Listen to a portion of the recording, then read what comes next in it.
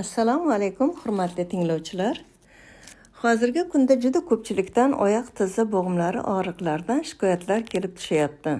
Shuni e'tiborga olib, quyidagi malhamni siz azizlarga tavsiya qilamiz. Buning uchun birinchi zarchava 1 choy qoshiq, ikkinchi zanjabil 1 choy qoshiq olinadi.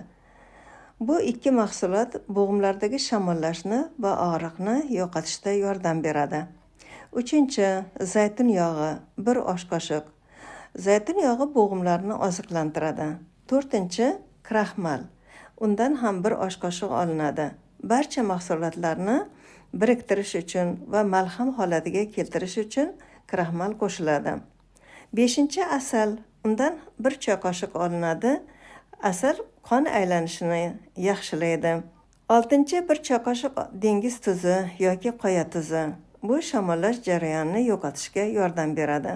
Shish va og'riqlarni yo'qotadi. Yuqoridagi mahsulotlarni hammasini aralashtirib, malham holatiga keltirilib, tizzaga quyuq qilib surib, ustidan oziq-ovqat selofani yoki strech bilan 30-40 minutga qoldiriladi. 15 kun davomida ana shu malhamni qo'yilsa, tizza og'riqlardan xalos bo'linadi. Bugungi suhbatimiz shundan iborat edi. Siz azizlarga sihat salomatlik tilagan holatda sizlar bilan xayrlashamiz. Salomat bo'linglar.